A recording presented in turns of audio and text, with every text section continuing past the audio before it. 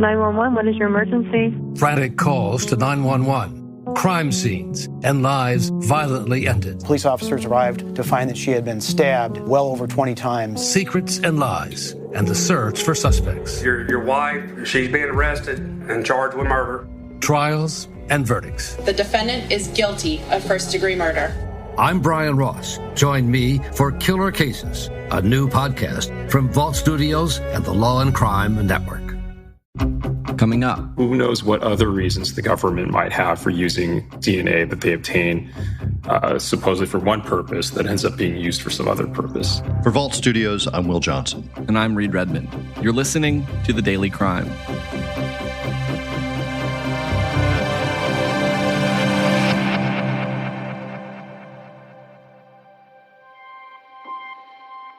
In San Francisco, District Attorney Chesa Boudin said he's learned the San Francisco Police Crime Lab has been using victim DNA from rape kits to identify suspects in unrelated crimes. We're here today to denounce the practice of using rape and sexual assault survivors' DNA without their consent, of storing their DNA indefinitely, and using it for purposes totally unrelated to the prosecution of their abusers. And in Louisiana, friends and family of a 21-year-old University of New Orleans student are trying to figure out what happened early Saturday morning leading to her death. Her friends know she took an Uber to her apartment in the middle of the night. I was in denial because I texted her on Friday and we made plans.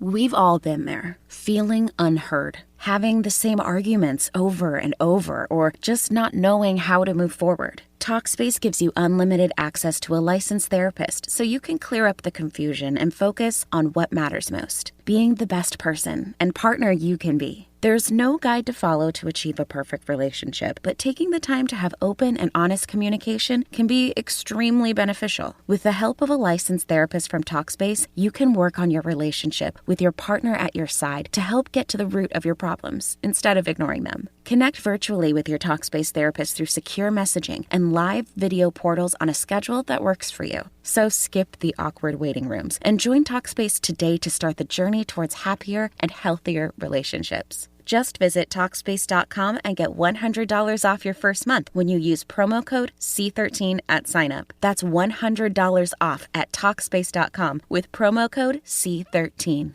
Reed, start by telling us a little more about these really troubling allegations from the San Francisco District Attorney.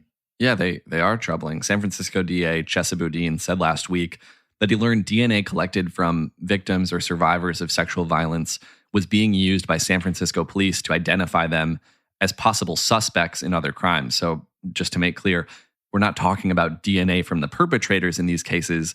We're talking about DNA from the victims that have been collected in the aftermath of them being assaulted. And did Boudin share any examples of cases where this DNA had actually been used? He did. He specifically cited one case where he says a woman was arrested for a property crime that she'd been linked to based on DNA that had been collected years earlier as part of a rape kit. And that DNA was apparently entered into a database at the time. And the allegation is that the San Francisco Police Crime Lab used that database to identify her as a suspect in this other case. And the DA said he doesn't think that it was just this one case or even just this one department doing this. The SFPD Crime Lab and likely other crime labs around the state have, as a matter of routine practice and policy, been storing DNA from every sexual assault or rape kit that gets gathered in a database. And we know that as a matter of routine practice, they have been testing DNA from future unrelated crime scenes against that database. And this case, Reed, you said it was a property crime, so a completely unrelated crime and really a relatively minor crime. Is it even legal for police to use this DNA for other purposes? As it turns out, that's a pretty complicated question. Our partner station, KGW, to the north of California in Portland, has been looking into that a little bit more. They talked to a professor at Lewis and Clark Law School in Portland, Tung Yin, who said, to his knowledge, there hasn't really been a situation like this before, that there's not really a law against doing this, not necessarily because it's constitutional. That's something that would be up to the courts, but because it hasn't been thought of, is how he put it. The Fourth Amendment of the Constitution protects people from unreasonable searches and seizures by the government. And Yin said that obtaining DNA is essentially considered a search under the Fourth Amendment. That's why when police are going after a suspect and trying to get DNA, they can't force that person to give them a DNA sample, at least not before an arrest or in many states before a conviction. But once that DNA is lawfully obtained and in the system, it sticks around and it can be used as evidence in the future for a different crime. Same goes for fingerprints when they're given voluntarily or obtained lawfully. But obviously, this situation is a lot different. We're not talking about people that are suspected of a crime. When DNA is obtained from a victim in a rape case, it's because that person came forward after this traumatic experience in the hopes that doing so would help the police track down their rapist and get that person convicted. Some ways we say, well, people's fingerprints are in the system. You get fingerprinted for different reasons, and it can come back to be used in a criminal investigation. But, I guess there's something particularly maybe distasteful about being the victim of sexual assault and rape, such a horrible, intimate crime, and then having the very evidence of that used for what seems to be a relatively minor type of non-personal injury crime. Again, our station that looked into this is in Portland, not in San Francisco, where this has allegedly been occurring. And the district attorney for Multnomah County, the county where Portland is located, told KGW that his office would never do this, would never use rape kits to prosecute people who've experienced sexual violence. He actually said that doing that, quote, isn't justice, it's abuse, and then went on to say, quote, when a victim discloses an assault, our victim advocates and prosecutors have two goals: hold the perpetrators accountable and help the victim to heal. Reed, have we heard a response from police in San Francisco where this has allegedly been going on? In response to the allegation, San Francisco Police Chief Bill Scott said he's ordered an investigation into the claims, that if the allegations are true, he'll end the practice. KGW also reported that leaders in San Francisco have asked the city attorney's office to draft new legislation that would bar the use of rape kit evidence for any purpose other than investigating the rape. And I think the question from there, after making sure this isn't still happening, is going to be, if this is all true, why was it allowed to happen? As we heard the DA lay out, the allegation is not that this happened once or twice, which would already be inexcusable, but he said he thinks the SFPD crime lab and potentially other labs in California have been doing this as routine practice. Yeah, that routine part of this is just so troubling. It seems like maybe the biggest concern here is that people who've experienced sexual violence will hear about this sort of thing happening and then choose not to come forward. Exactly. And if that happens, these cases are that much less likely to be solved. Is it so important, just talking about the case mentioned by the San Francisco DA, is it so important to close a property crime case that you'd be willing to risk leaving rape cases unsolved?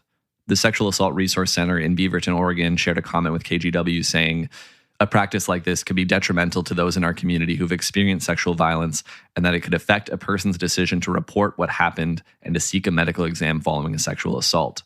And their comment made sure to point out, and this is something that's important to share, people can get an exam without having their DNA collected, but a lot of people don't know that.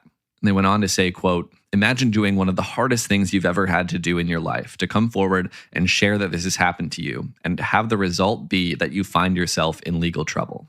That's also something Professor Tung Yin commented on as well, that of course survivors of sexual assault are less likely to come forward if they think their DNA could be used against them in the future. What happens if I report this? Will I end up in a similar situation?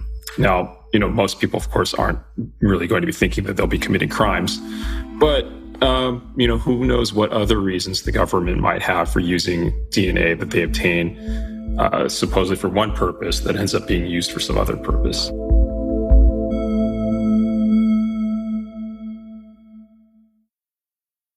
Last Saturday morning, February 19th, sometime before 7 a.m., 21-year-old Ciaya Whetstone was taken to a New Orleans hospital where she was pronounced dead. Will, what have you been able to learn about this case?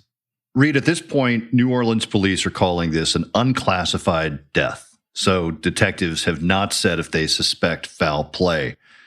The coroner has said that Whetstone's cause and manner of death are also still under investigation.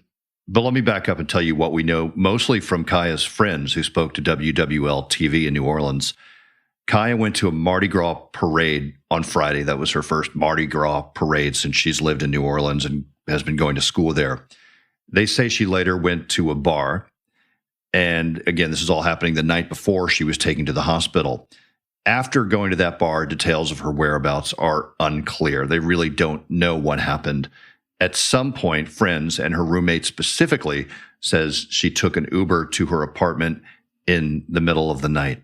Can you tell us a little bit more about Ciaya Whetstone, about her life leading up to last weekend? Yeah, Ciaya moved to New Orleans from South Carolina in August to attend University of New Orleans. Her friends say Ciaya was friendly and outgoing. And she loved it here. She loved it here so much. Ciaya seen the good in everybody, and she was a very friendly person. Extremely uplifting, very extroverted person. She called me her soul sister. Reese White met Ciaya Whetstone in August of last year when she came to New Orleans for college, and they were matched up as roommates. They quickly became good friends. According to Reese White, Whetstone's Uber driver actually came inside the apartment with her when she came home around 1 a.m, and then they left again after a few minutes. And she said, well, this is my friend, Reese. I just met him. I said, Ciaya, you need to stop getting in the car with strangers. And I tried to convince her before she left back out to stay home. So that stop home was sometime around 1 a.m. The next thing we know is that Ciaya's dropped off at a hospital early Saturday morning. Are there any further details on that? Just a little bit. According to the New Orleans Police Department, Whetstone arrived at the New Orleans East Hospital just before 7 o'clock Saturday morning in a private vehicle, not an ambulance. She was then pronounced dead at the hospital. New Orleans police have not confirmed who drove her there, so obviously that's a critical question and one that a lot of people are asking. So at this point, there's really just a lot we don't know about what happened to Ciaya. I think that's what makes it worse, because it's like an open question of what happened to her. Have we heard anything from Uber about the case? Yes, an Uber spokesperson released a statement saying, "Our thoughts are with Ciaya Whetstone's family as they grieve the loss of their daughter. We stand ready to assist law enforcement with their investigation." Uber has removed the driver's access from the rideshare app as this incident is being investigated. And they've also reminded drivers and riders they can report any incident or accident via the app or through Uber's safety incident reporting line. All right. Thank you, Will. Anyone with additional information on this incident is asked to contact the New Orleans Police Department Homicide Unit detectives or to call anonymously to Crime Stoppers of Greater New Orleans. Thanks to our partner station WWL in New Orleans, which has been covering this case, as well as KGW in Portland for their coverage of our first story today. And as always, thanks to you for listening to this episode of The Daily Crime. We're right here with a new one every day of the week, Monday through Friday, so make sure you're subscribed to or following the podcast wherever you're listening right now. If you're looking for more podcasts, you can head over to voltstudios.com for a full list of our shows that includes our newest podcast, Killer Cases. That'll do it for this one. For Volt Studios, along with Will Johnson, I'm Reed Redmond.